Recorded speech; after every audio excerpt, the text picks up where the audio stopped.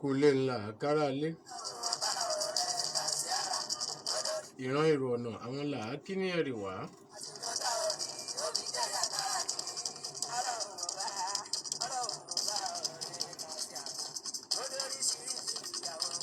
Àgbẹ̀ roko bọ́dún dé ní tàwọn àgbẹ̀. Àrọyè ńlá kí wọn lágbẹ̀dẹ nílé àárọ̀.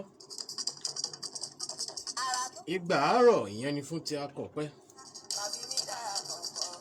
Àrìpá ògún ńlá kí mọdé.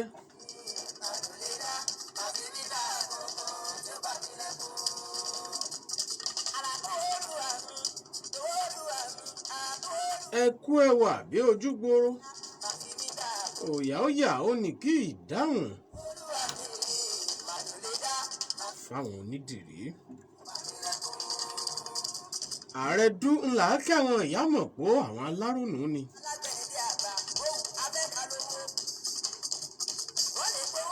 Mo kọ́ta mo kópè ní bá wọn nídìí eré ayò.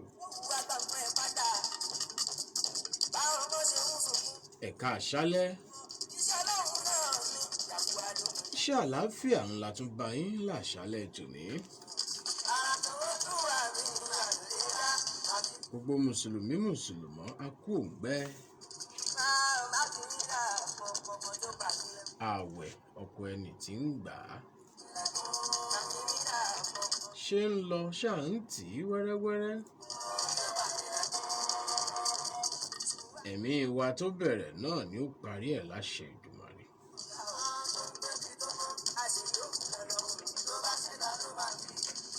Olókùnrin olóbìnrin ṣì mọ̀ bá yín dáadáa. Ọmọdé elétò ń tàgbà oyún inú tó ń àṣẹ ìdí.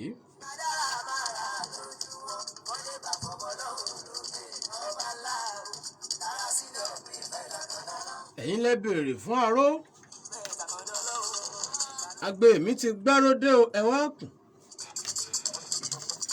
Àní ẹ̀kọ́ aṣọ wá lógúnlógún lọ́gbọ̀n ẹ wá rẹ.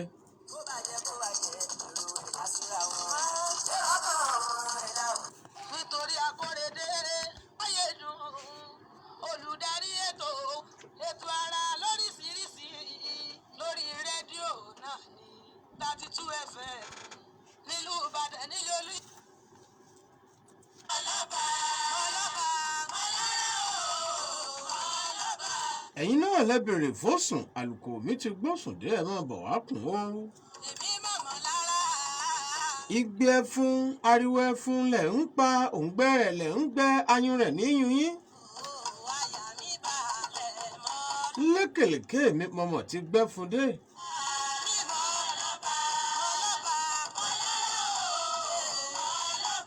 Gbogbo ń tẹ́ ẹ béèrè fún ló ti ń bẹ ní àyín o. Àdáṣe ní humọ ìbà gbọ́dọ̀ humọ Olódùmarè ìbàrẹ́ o.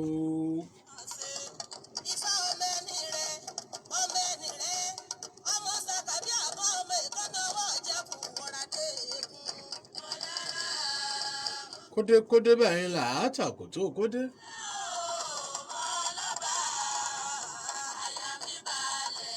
Wọ́n fi pé mo dé ń bà ní tèwé adé ẹbọ̀ mú bọ̀ ní tẹ̀bọ̀ yìí.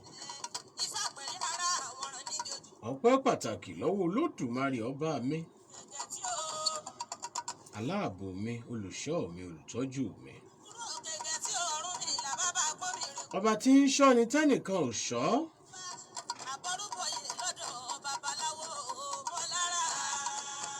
Ọba tí ń dáàbò bo ni tí ò sí tá a fi ń bàbò bò.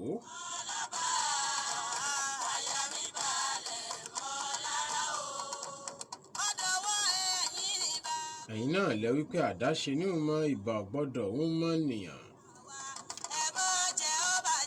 ọmọ ẹlẹ́ẹ̀sí mọ̀mọ́ tó ti dé ọmọ àyọ̀nù tá ti bèjì mú tó gbọ́ tún dé lálẹ́ tòní o. àwọn kọ̀ọ̀kan olúgbà èdè wọ́n tó ṣetán láti máa bọ́ọ̀lù lẹ̀ tọ́mọ létí tí wọ́n jà àjẹyó ohun àjẹṣẹ́kù. ṣé wọ́n pé ọjọ́ tá a jẹ ọjọ́ lọ́jọ́ ọmọdún gángan mọ̀ ní ìnájọ́ àbáwọnṣọ lọ́dọ̀jọ́ ọmọ lọ́jọ́. ó jọra wọn létí ó dún bákan náà létí ìtumọ̀ rẹ̀ yàtọ̀. bẹ́ẹ̀ làwọn nǹkan kan máa fojú jọra wọn ṣùgbọ́n wọ́n jinú jìndò jura lọ. àbẹ́ ẹ̀gbọ́n bí wọ́n ti rí pé ọ̀tọ̀ lára ọ̀tọ̀ lára ọ̀tọ̀ lára ọ̀tọ̀ lára. ara mi ọjọ́ tí wọ́n. ọláyínká lèmi ń jẹ́ àkórèdé ní bàbá tó bí ń lọ́mọ iṣẹ́ mi ọjọ́ tẹ́nìkan. ẹ má fi mí gbọ́ ọmọnìyàn kankan. ǹyọ́ mọ̀ jọra wọn ni kò ní ṣe déédé. àpèlé okò àjẹroni náà ní jẹ́ ayédùn. tẹnu kọ́ tètè bọ̀ lè kọ́ ó jura wọn lọ bọ́tẹ̀ bá ń bẹ́ẹ̀ ẹja fi sí ká tún yọ ọ́ kù. ìyẹn gíní mi ìran àpáàdì wọn ò jẹ́ bá mi díwọ̀n jà. akọ òkúta ni wọ́n pè mí akọ aláǹgbá àwọn ọ̀jẹ́ sakọ níbi tí mo bá wà. àbẹ́ ẹ̀gbọ́n kan jẹ́ gbẹ́ni mí mo fi líle ṣọ́bà àgbà. kòtò gìrìwò ni mí àwọn ọrùn ẹsẹ̀ wọn ò gbọ́dọ̀ ṣìnà bẹ̀. ẹ wò ó bá gbárí ti jẹ́ kìkìdá egun kò sẹ́lẹ̀mí eyín nínú wọn. bóyá ẹ mọ̀ igi ńlá ni mí bẹ́ẹ̀ dégbò ẹ bèrè o. igi ńlá lo lórí ìran Ṣàngó nílẹ̀ kò títí tí kò bagi ńlá ó ṣèwọ̀. aya Ṣàngó tí í ṣe aya òun náà ò ní fẹ́ ìjì títí tí kò fi bá àsúnrín ṣàwàdà. mi náà kọ́ Olódùmarè ọba ní ọba kọ́ni gbọ́n ni kọ́ni mọ̀ ọ́n ṣe. ìyà wọn lẹ́nu ń ṣe wọ́n lè mọ̀ ẹ sọ fún wọn pé bíbí ńlá bẹ́ lọ́mẹ́rin. àbímọ́ ni tẹ́wà òkè bóyá wọn ò mọ̀. àdámọ́ gíga òkè Olódùmarè ló ṣe é bẹ̀ bí ó sì ti máa wà lọ́nu láíláí fà àbàdà àfìgbàtá yóò bá ní jáyé mọ́. èmi ni mo lóhùn mi èdè mi tèmi ní í ṣe. mọ́mọ́ tó ti gbé kínní ọ̀ǹdè ó yá ká tún jọ fetí lélẹ̀ ká tún jọ rìnrìn àjò ẹ̀mí. ẹ sọ fàdán kí wọ́n rò fún òbẹ̀ kára lé ó sọ fara oko. alára ẹ̀ bá ń wí fún wọn nílà oòrùn. àjèrò ẹ fiṣẹ́ mi jẹ́ níwọ̀ oòrùn. Orangun o ẹ mọ́wọ́jà àròkò mi dé gúúsù àríwá ti dá ní gbogbo yíká orílẹ̀ àgbáyé gbogbo. ẹ̀yin náà lẹ pé bí afẹ́fẹ́ bá fẹ́ iyọ̀ kan gé oko láàdọ́dán nìyún. bá a bá gbé kìnrin jẹ̀gbìn dọ́jà tẹrú tọmọ tọkùnrin tóbìnrin gbogbo ayé ní bá níjó. àwọn sìnkìrìmìdìn afàìmọ́ni kò ní mọ́ra ìrẹ́ ṣinṣin kì í mọni tí fi fọwọ́ bá ní.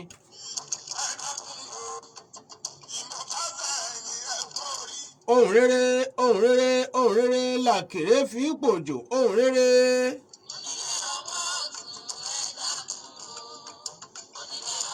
ẹfẹnu yọ̀ wí tèmi tàwọn kọ mí ẹfẹnu yọ̀ wí tàwa.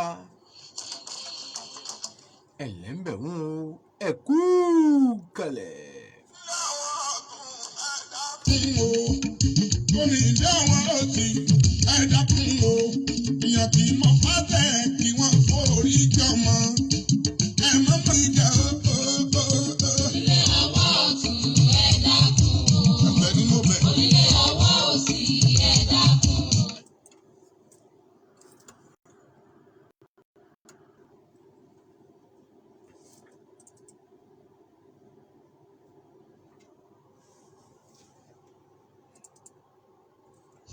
Lónìí mo bá parí ibà fọ́dọ̀ ọba tó ṣẹ̀dá ayé ọba ṣẹ̀dá ọ̀run. Ọlọ́run ọba mo tún ti dé bí mo ti dé o. Aláwọ̀ ègbè lẹ́yìn àbíyẹn à ń dá lóró àtọ́fara tìbí òkè ègbè lẹ́yìn ọmọ òrukàn ègbè lẹ́yìn ọmọ aláìní màmá ìwọ náà.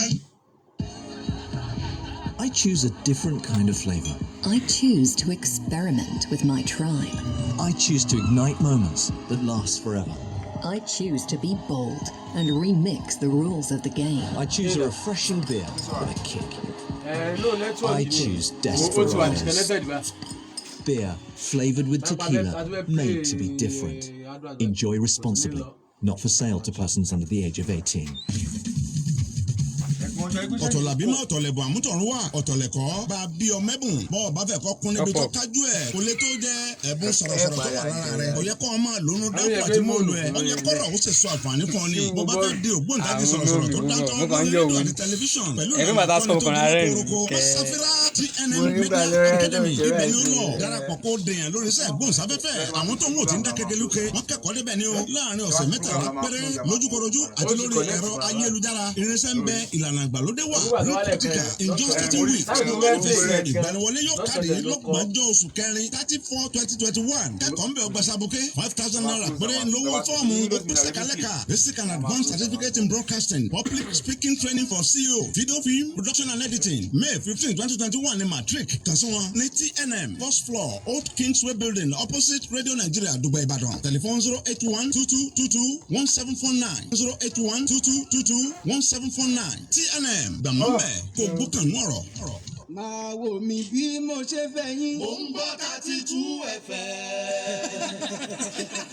32 FM 94.9.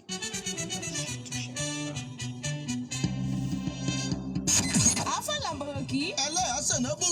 Àwọn ọmọ ẹ̀dámọ̀ fúnra wọn dẹ́rẹ̀ lórí ẹ̀pẹ̀tà àwà yìí. kí ni ká ti pẹ̀rẹ̀ ọjà e. Ṣé ti ọmọ tó fìyà ṣẹṣo? àbẹ́ni tí ó tún yẹ lọ́kọ̀ tó gbé ta. Kàyéfì rèé o. kàyéfì gbáà.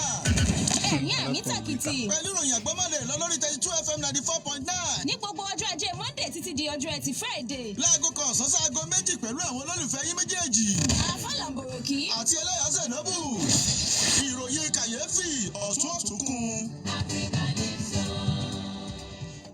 èmi ò ní dánmọ̀ tọ́jú ẹ bá mi ṣàníyàn. olúwa o ajá dánmọ̀ tọ́jú ìpàdé ọdún abẹ́jẹ̀mọ́ alágbára ọlọ́jọ́ mẹ́ta lóṣooṣù níbi tí gbogbo ẹbí ọmọ ti máa ń kóra jọ pọ̀ àti bàbá àti ìyá gbàdúrà lórí àwọn èso ayọ̀ wọn oṣù yìí tó ti gbọ́ gbogbo ọjọ́ mẹ́ta tó bá ti gbẹ̀yìn rẹ̀ àjọ oṣù kọ̀ọ̀kan ní gbogbo ẹ̀yà àti èdè máa ń kóra jọ pọ̀ nínú ìjọ the strength of Christ intercessory ministry ẹbí ìfàmì òróró pastor mrs ọmọlọ́lá olúwa bùsáyọ̀ màmá wọlé ní ọlọ́run fi àṣírí agbára hàn nípa ìpàdé àdúrà yìí ló fi yẹ kí bàbá àti ìyá ọkọ àwọn ọkọ àdúrà kẹrù ẹni méjì bàbá àti ìtẹ́ni kan ṣoṣo ọwọ́ rẹ ló kù sí kọ́kọ́rọ́ ayé rẹ ká ọ lára wa gbàdúrà lábẹ́ ìfàmì òróró ọ̀pá wọlé ìbàjẹ́mú àti àwọn olórí ẹ̀mí tí wọ́n bá pẹ̀lú màmá olùgbàlejò pastor mrs ọmọlọ́lá olúwa bùsáyọ̀ ṣiṣẹ́ ìránṣẹ́ o aago 5 ìrọ̀lẹ́ ìsọjí nìyẹn aago 11 àṣálẹ́ la tó máa pàdé fún ìṣòro gbogbo ẹ̀ nínú ìjọ the strength of Christ intercessory ministry inú bọ́ọ̀tì yànnà àgbàlá àkọ́kọ́ ọ̀nà ìfẹ́ tuntun Ìbàdàn telephone 003-710-7975 àní ṣíṣe àṣẹ ìjẹ́ lórúkọ Jésù.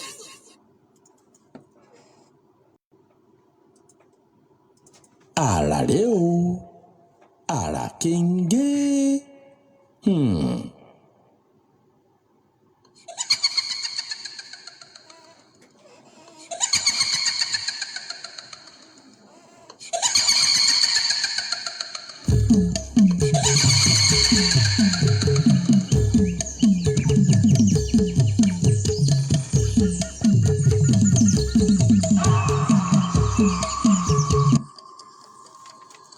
Two FM 949 Ìbàdàn. Ẹ má gbàgbé láti darapọ̀ mọ́ wa ní ojúpò YouTube wa.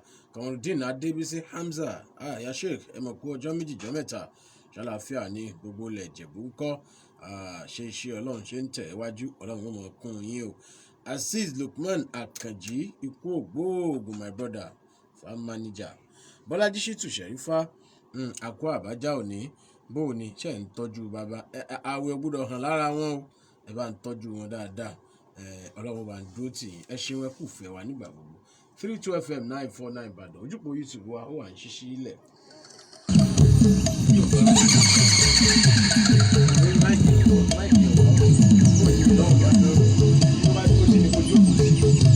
Thank you.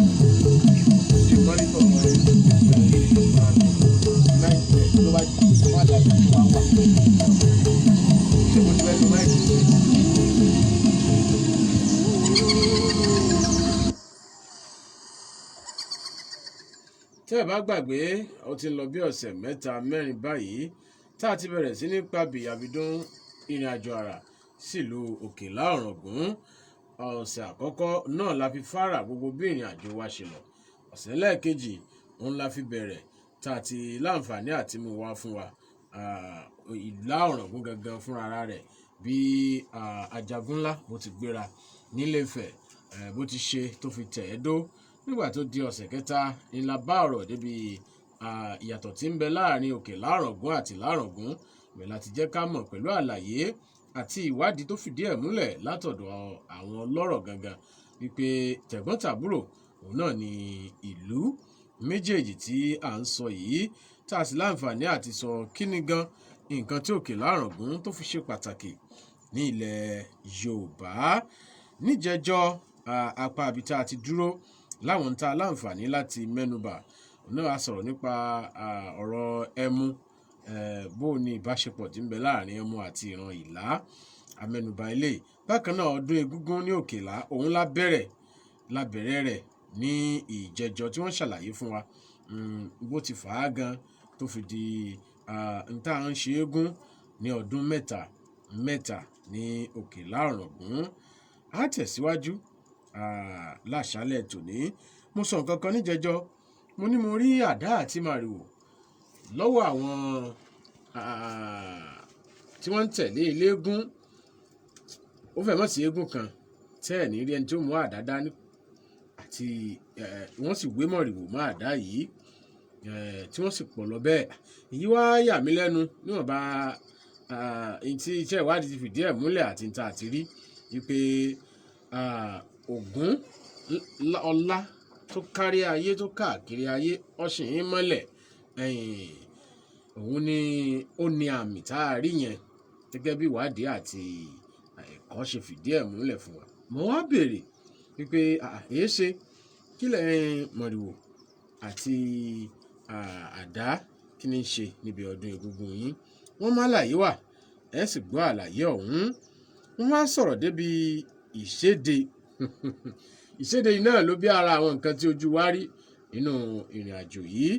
Bákan náà màá fẹ́ nípa ti ọ̀rọ̀ egúngún yìí náà, kábíyèsí náà ibẹ̀ láti gbóhùn wọn tí àwọn náà tí wọ́n wúre fún àwọn egúngún, torí pé lẹ́yìn táwọn egúngún bá ti jáde nígbàlẹ̀ tí wọ́n ti jáde sójú ayé, gbogbo ọwọ́ ọ̀sán wọ́n mọ̀ jó káàkiri wọ́n mọ̀ wúre fáwọn èèyàn. Tòmọ́ tó bá ti di bí ọwọ́ ìrọ̀lẹ́ ní ọjọ́rọ̀ ń ó péjọ bìbà sí gbàgede láàfin, ń ó péjọ síbẹ̀.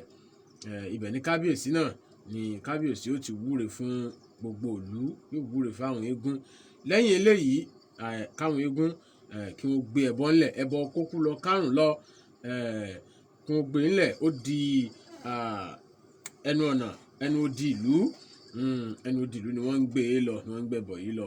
Bí wọ́n bá ti ń padà bọ̀ òun náà ni ó bí ìṣéde eléyìí tí wọ́n wáyé. Gbogbo ìlànà àti ètò àlàkalẹ̀ bí wọ́n ti ń ṣọdún egúngún ní ìlú Òkèlá Ọ̀ràngún òun náà rèé. Ẹ já mọ́ mú àwọn fọ́nrán wa lọ́kọ̀ọ̀kan ìjèjì láti ṣàlàyé síwájú àti láti ṣègbè fún àwọn tí à ń gbìyànjú láti ṣàlàyé. Bàbá mi kábíyèsí ọba Adédòkun Ọmọníyà Bọ́lárìn àròyìn kẹ́yìn àkọ́kọ́, kádé ọpẹ́ lórí kí bàtọ́ pẹ́ lẹ́sẹ̀, kẹ̀sìnbá ọjẹ́ kò pẹ́, ọ̀pá àtìlẹ̀pàṣẹ kó túbọ̀ pẹ́ lọ́wọ́ bàbá kan ìkéṣe káwọn olórí kí wọ́n ṣiṣẹ́ ìbípẹ́ láàfin bàbá. Bẹ́ẹ̀ ni mo kí bàbá mi olóyè Adéòtí Adésọjí Adérẹ̀mí ọba sọ́lọ̀ ti ìlú Òkèlá Ọ̀ràngún. Mo kí yín púpọ̀. Èdùmàrè yóò túbọ̀ bá mi dúpẹ́ fún yín pẹ̀lú bẹ́ẹ̀ ti dúró tì wá tẹ̀ kún wa lọ́wọ́. Yàtọ̀ sí pé ẹ gbà wá lálejò, ẹ fún wa ní àwọn nǹkan tá a fẹ́, ẹ tún fi àsìkò yín ẹ̀mí yín ẹ tún fi dúró tì wá, gbogbo tí àwọn ọmọ tí náà wọ́n bá ń dé aláàánú kò ní wọ́n wọn láṣẹ Èdùmàrè.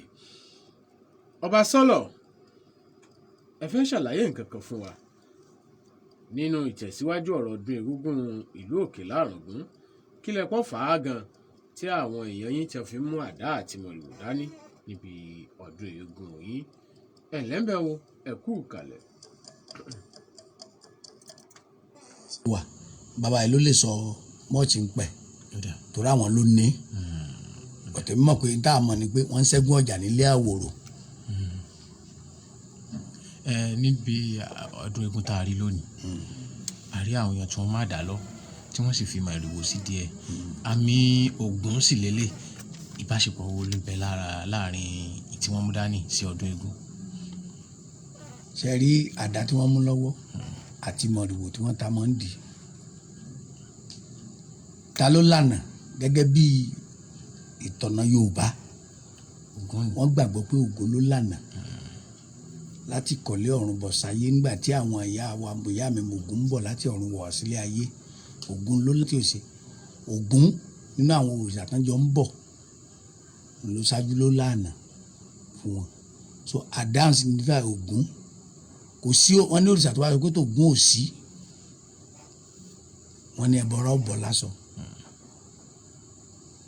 eégún tí wọ́n ń ṣe tó fi ní ṣe pẹ̀lú Ògún nìyẹn pé ọ̀nà ẹ̀rí pé wọ́n nà síwájú báyìí wọ́n ṣe ń lọ yẹn àdáyìn gbọ́dọ̀ bọ́ lọ́wọ́ wọn tí yẹn n tó signify nìyẹn pé Ògún ló lànà kó lànà fáwọn bọ́dà ṣe ń lọ yẹn nìkẹ́ni ò gbọ́dọ̀ ṣubú. èèwọ̀ ni. àwọn eégún tẹ́rí ẹni bá ti ṣubú kó gbàgbé kò ní bá wọn jó tọdún mẹ́ta. ṣe inú àwọn eégún àbí inú àwọn olùwòran. àtẹnìyàn àtẹgún. ẹnìkan kan ò gbọ́dọ̀ ṣubú. wọn gbọ́dọ̀ ṣubú. ẹ bá ṣubú kí ni ó ṣe bàbá. mo ní kò ní bá wọn ṣe mí. kò ní ṣe mí. ẹ tó ń béèrè pé kí ni ó ṣe. Ọlọ́run jẹ́ arẹ́nìkan kan tí ó ṣubú. gẹ́gẹ́ bí wọ́n ṣe ń ṣe àmì. táwọn àdẹ̀ tí wọ́n ṣe lọ ní ìsìn báyìí táwọn bá ń padà bọ̀ wọ́n á ṣèdè ní gbogbo àwọn obìnrin ó ti wọlé báyìí. ẹ̀yin gan tẹ́ jálejò mi mọ̀ ibi tẹ́ fẹ́ stay sí. àràré.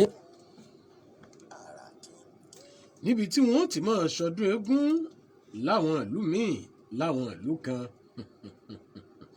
tí wọ́n ti máa nara wọn lánà sáré tí wọ́n mọ̀ búra wọn ládàá búra wọn láàké gbébọn jáde láti nírẹ̀ tí ó ṣubú. báyìí ńlá ṣe ń lé wa èèwọ̀ bòmíì mọ̀nàkà yìí. àbẹ́ẹ̀ tún gbọ́ tuntun inú wọn mọ̀ wò wípé ìmọ̀mọ̀ tún lélẹ́yìí ó ẹnìkan kan ò gbọ́dọ̀ ṣubú èèwọ̀ ni o. ẹ̀yin ọba ìṣe bẹ́ẹ̀ pé wá wò ní gún ni bí kan ní tọ́ba ìṣubú ó ṣubú náà nu ó dewúrẹ́ jẹlẹ́jẹlẹ́ ó dàgùtàn jẹ́mọ̀jẹ́mọ̀. ọgbẹ̀kuru jẹ lọ́wọ́ ẹ̀bọra nu ọgbà tàbí ó kà mú lọ́wọ́ àǹjànú. ó ti dára alẹ̀ nù ní ó dẹni àkọlẹ̀bù. èèwọ̀ ni o èèyàn gbọ́dọ̀ ṣubú lẹ́yìn eégún tí wọ́n bá ń ṣọdún egúngún lọ́dún mẹ́ta wọn nílùú òkè Orangun ẹ ti rí yẹn mú gẹ́gẹ́ bí àrà. wọ́n ṣèdè lóòótọ́ o òun ló sì fà á tó fi jẹ́ pé ibi táwa náà wà tí bàbá ti ń bá wa sọ̀rọ̀ ibẹ̀ náà la dúró sí títí tilẹ̀ fi mọ́. bẹ́ẹ̀ torí pé ẹsẹ̀ títì ẹ̀mọ̀ pé ojú gbangba náà la fi máa ń wà bẹ́ẹ̀ làwa náà ń gbọ́ ariwo ẹ rò pé orò gan-an ní ẹ̀wulẹ̀ gbébòde ni ẹ̀ nímọ̀ pé ọdún eégún ni wọ́n ń ṣe. àṣà àti ìṣe tiwọn nù ní òkè Orangun nípa ọdún egúngún. ẹ jẹ́ àròjù ọjà kábọ̀ tá a bá padà dé a lọ gbọ́ ìwúre kábíyèsí ọba adédọ̀kun ọmọnìyà bọ́lárìn àròyìn kẹ́yìn àkọ́kọ́ Orangun ti òkè Orangun a gbọ́ ìwúre bàbá níbi ọdún egúngún yìí ká tó wá máa tẹ̀ wájú gan kí la wá lọ gan ẹ ti máa wò ó pé ayédùn àtàwọn ọkọ rẹ̀ ṣe wá yóò rìn ìyàwó kí lẹ̀ ń wá ká gan tẹ̀ tó fi ń dódódódó à ń bọ́ sọ́wọ́ ọdún eégún wọn ń ṣèdè kọlọ̀ wọn ṣàánú iṣẹ́ tá a fi rẹ́yìn ẹgún àwòdì ó lè jẹ́ àbẹ́ ẹ̀gbọ́ iṣẹ́ tó lódùmarè gbélé àlọ́nu kó tó ọmọ kan àlọ́ kó sì fún wa ní tá a fi jẹ ní àjẹyè àjẹpé àṣeyọrí. ẹ jẹ́ àròjù ọjà tá a bá ti padà dé àmọ́ tẹ̀ ẹ́ wájú ara náà lètò ètò lára tẹ̀ ń tẹ́tí sí láti ìkànnì adẹ́rìnpòṣónú 32 FM 94.9 àjàkẹ́rin kòkó àzùgbẹ́ńlẹ̀ Ìbàdàn ìlú olólùfẹ́ yín Ọláyínká ọmọ akóredé Mr. Yédùn àgbà nínú káṣọ̀nù kí ni wọ́n ṣe ìwádìí lórí ibi ìyanu tó ń ti àwọn ikọ̀ rẹ̀ ẹ̀lẹ́mbẹ̀ wo ẹ̀kú kalẹ̀.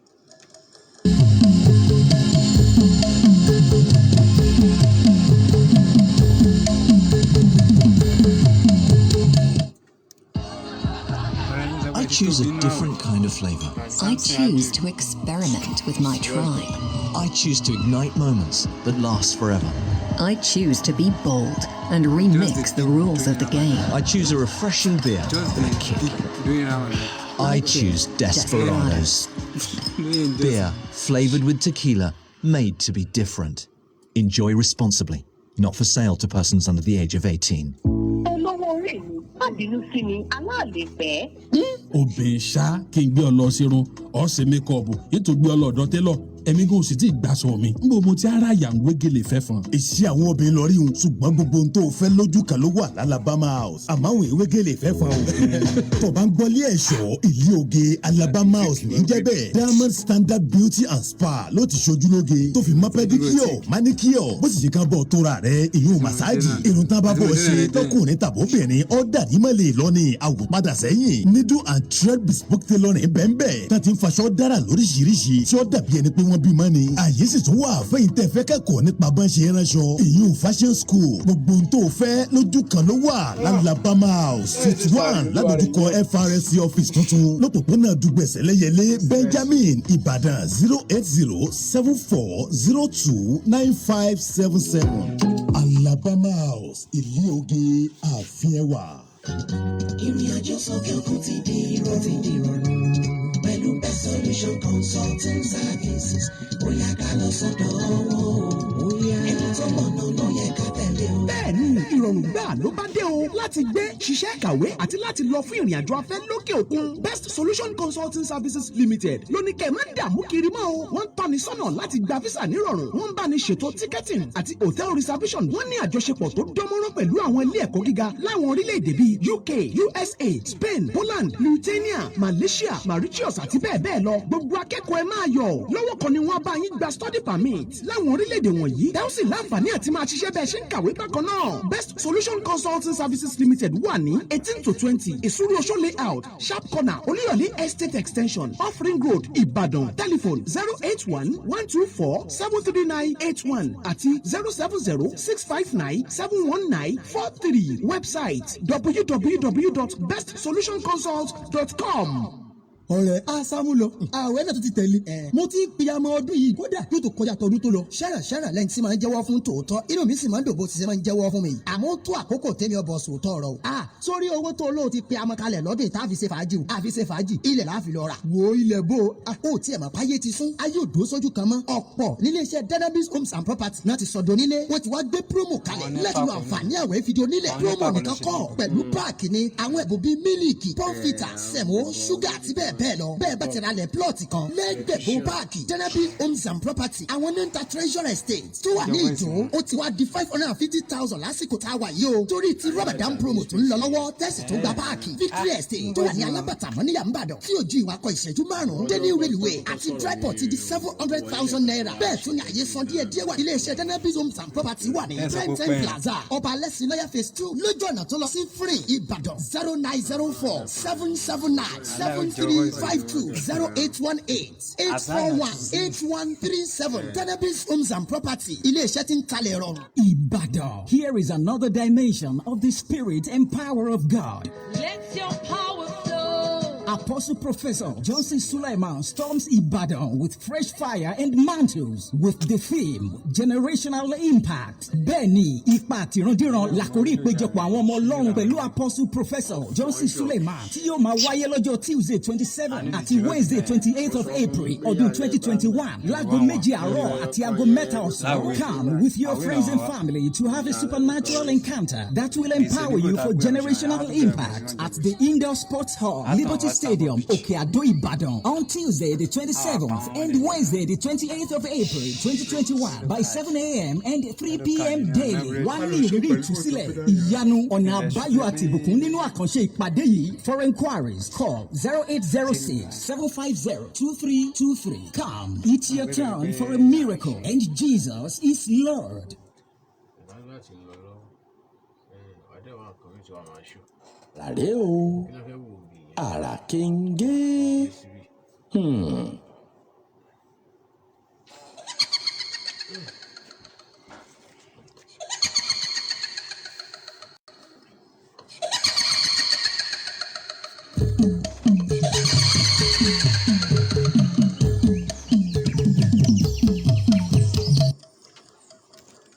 Ẹgbẹ́ tí gbọ́ ìtọ̀rántẹ̀ iwájú láti ìkànnì ìfẹ̀yìn ẹ̀ 32 FM 94.9 àjàkẹ́rin kókó àzùgbẹ̀ nílẹ̀ Ìbàdàn. Wọ́n gbàgbé láti darapọ̀ mọ́ wa ní ojúpọ̀ YouTube wa 32 FM 949 Ìbàdàn 32 FM 949 Ìbàdàn. Samson Andrew Adéọlá ọ̀rẹ́ mi dáadáa ṣàlàáfíà ni wọ́n ló ní mo tóbi inú àwẹ̀ ó ti dá múra sí i. Ẹjá tẹ̀ iwájú ibi tá a bá kìíní ọ̀hún dé kó tó di pa lọ sí ojú ọjà. Wọ́n ti ṣàlàyé síwájú fún wa nípa ọ̀rọ̀ ọdún egúngún ní ìlú Òkèlá Ọ̀ràngún. Kábíyèsí wọ́n wúre níbi ọdún egúngún yìí. Ẹjá lọ gbọ́ ìwúre bàbá.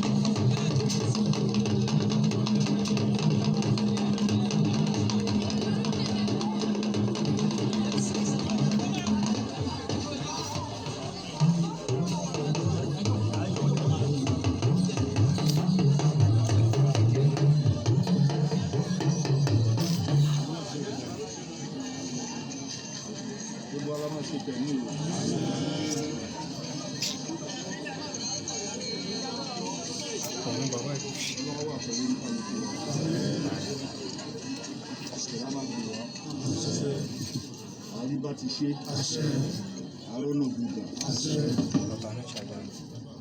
àní ríkú ọmọdé àwọn tó bá yẹ kó kú náà ló máa kú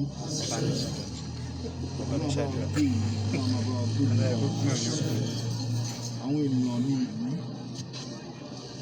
ó wà bá mi bùkún àwọn ọmọ ọ̀pọ̀lọpọ̀ ní gbogbo ibi tán bá wà lórílẹ̀-èdè àgbáyé ó wà bá mi bùkún wọn wá láàánú wọn ò ní mọ tara wọn nìkan iṣẹ́ Òkèlá ká oníkálukú wa ká wa lára oní tó máa gbé òkúta oní tó máa gbé gbogbo ẹ̀ kì í ṣe pé nǹkan tá a máa rí jẹ́ ń bẹ̀ la máa wá a máa tún Ọlọ́run á lò wá láti tún ìlú ṣe fún àwọn ìran tó ń bọ̀ àwọn ìran aṣáájú tó kọjá wọ́n ṣiṣẹ́ òun la ṣe ń rí ọ̀nà rìn la ṣe rí àṣírí náà ṣe ṣe gbogbo ẹ̀ Ọlọ́run á lo àwa náà fún ọjọ́ ọ̀la ìlú yìí a ní mọ tara wa nìkan Olúwa aláàánú ní jẹ́ ká mọ tara wa nìkan Olúwa Olúwa ṣe wá láàánú èèyàn. Olúwa ṣe wá ní aláàánú èèyàn. Àti tòlú Olúwa fi sí oníkálukú wa nínú. Àlàáfíà máa jẹ́ tiwa o. Àlàáfíà máa jẹ́ tiwa o. Ebi ò ní pa wá o. Ebi ò ní pa wá o. Àwọn tí ò bá mọ nǹkan tó ń pè ní pé ká ṣiṣẹ́ Olúwa bá mi kọ́ oníkálukú wa. A ní ṣẹ́rú ayé o. Wọ́n máa ń sọ pé òkèlà ìlú kékeré ọkọ̀ ìlú bàtàdà. Ogunlọ́gọ̀ wa ò mọ̀ túmọ̀ ẹ̀. Nǹkan tí a fi máa jẹ́ ìlú kékeré ọkọ̀ ìlú bàtàdà Ọlọ́run á ṣe fún wa. A ní jọra wa lójú o. A ní jọra wa lójú o. Ọlọ́run gbé mi ga. Ọlọ́run gbé mi ga. A tún máa ṣe tẹ̀mí o. Ẹ ṣe o.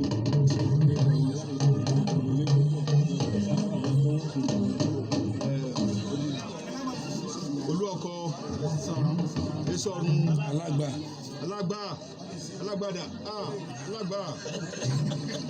alágbà ẹ̀mí ló máa ṣe tẹ̀mí o. Adé máa ṣe tẹ̀mí ni. Kó tó dẹ̀mí ọba jòkó á ti tún dáàrin wa. Ilé ọba jòkó ò ní dàrú o. Ilé alápinni ò ní dàrú o. Ilé ọ̀dọ́dẹ ò ní dàrú. Gbogbo òkèlà lápapọ̀ kò ní dàrú. Àríbá ti ṣe o. Àrọ́nà gbégbà. A ṣe tẹ̀mí o. Elégún èmi náà lẹ́tún máa bálẹ̀ mí.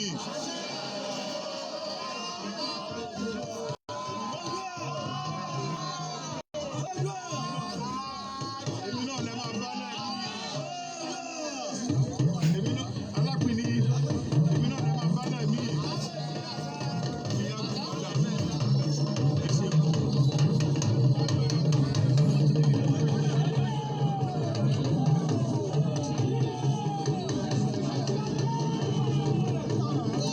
Àràré o, àràkéńgé.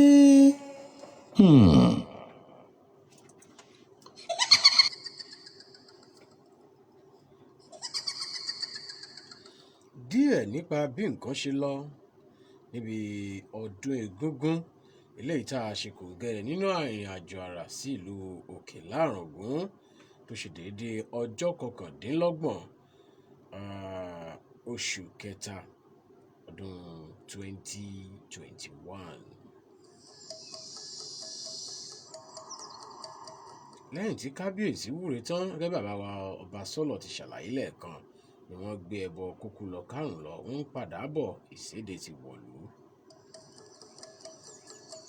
lẹ́yìn tí wọ́n bá ṣe ogun tí wọ́n ṣe sáàrin ìlú tán ẹ̀yẹ́gún padà sí gbàlẹ̀ lójú àwọn àwo. ó wá kun tá a wá lọ gan-an omi àtòkèdà àyíkúnúgbá. ẹ̀jẹ̀ àròjọ ọjà kábọ̀ káwò bóyá a lè bẹ̀rẹ̀ rẹ̀ lónìí àbùdọ̀jọ́ mẹ́jọ. ẹ ti mọ̀ pé lọ́pọ̀ ọgbà ìṣẹ́jú 55 la ní ṣùgbọ́n 50 la ní lónìí. káwòye ìṣẹ́jú tí ìpolówó ọjà yìí tí ó mú. káwò bóyá yóò ṣẹ́kù ńlẹ̀ fún wa tá a tún fi wọn pẹ̀kẹ́lù kankan àbí méjì lálẹ́ tòní.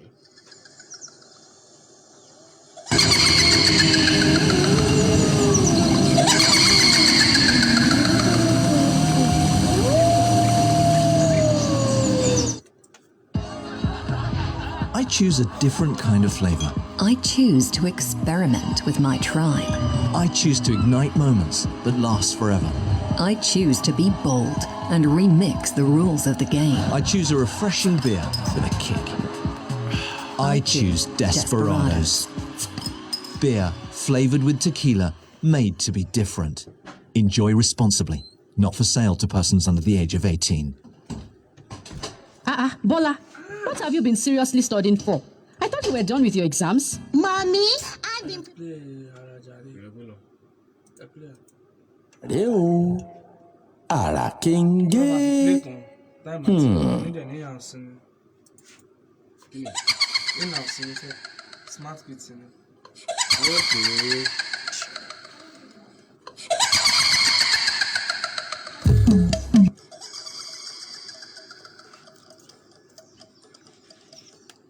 ètò ara náà lẹ ti ń gbádùn láti bí ìṣẹ́jú méjìdínláàádọ́ta sẹ́yìn pẹ̀lú olóòtú ẹ̀yìn ọláyínká ọmọ akọ̀lẹ̀ Mr. Ayédùn káàdé òbíṣẹ̀sán tó ti Victor Akínlẹ́yẹ nígbà kí mo gbà lálẹ́ àwọn méjèèjì náà ni amójú ẹ̀rọ àti ọlọ́wọ́ bọ́tìnì tá a jọ mú ètò talẹ̀ ètò níwá Abídèmí Ìfẹ́olúwa Àyàndìran Ṣẹ́gun Alágbàlá Alẹ́ ọmọ akéré Shabadin Adékúnlé Ìṣọ̀lá Muideen Adédàmọ́lá ọmọ ọmọrún rántí ẹnjìnìà Daoud Abdulwahab ìtàn láwùwọ̀n pátá náà ni àjọmú ètò tí alẹ́ ètò níwá.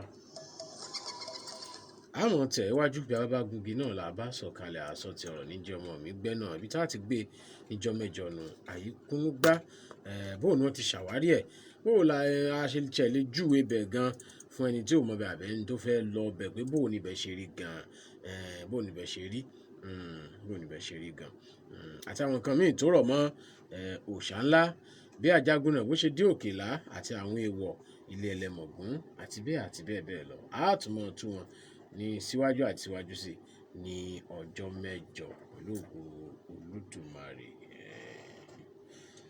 ọjọ́ olé dùn kí onílé má rí ilé rẹ̀ ẹ̀ràn alẹ́ àdúpẹ́dúpẹ́ lọ́wọ́ yín fún ìfẹ́ àti àsìkò yín tí ẹ filẹ̀ láti gbọ́ ètò àràtálẹ̀ tòní èyí tí ó dé sí tìgbọ́ yín lórí ìkànnì Talitru FM 94.9 Àjàkẹ́ Kòkó Ọ̀sùgbẹ̀ nílẹ̀ Ìbàdàn mo ṣe ládùúgbò wípé àpadà sábúrú kò ní ṣe déédé ẹnì kọ̀ọ̀kan wa títí ọjọ́ mẹ́jọ tátún fèrè pàdé lórí ètò àrà alẹ́ ọmọ àkèrèdè classic malam lọkọ̀ tèmi ń jẹ́ àdúpẹ́ gbígbọ́ tẹ̀ ń gbọ́ wa. ẹjá máa sọ yín tó kù lẹ́yìn ètò 08169531319 08169531319 Ọláyínká lèmi jẹ́ Àkòrédé ní bàbá tó bí mi lọ́mọ àpèlé ọkọ̀ àjẹrò ní náà ní jẹ́ Ayédùn ayéwọ ọdún kò ní kàn láṣẹ Èdùmàrè ó ṣèwọ ká tó fò ìsẹnu ká tó bẹnu jẹ ìpàdé wa bí adùn bí oyin láago 3 òru lórí ètò Iṣẹ́ Ládá àtèmi àti àwọn ikọ̀ mi ẹ̀bùn kan lẹ́bi báwo àkókò wa ni ò tó nǹkan láti ha ṣùgbọ́n ìwà àwọn tọ́lọ́ ń bá ní káha náà kádàrá nù ẹ̀ ó dìgbà náà tá a tún láǹfààní àti pàdé.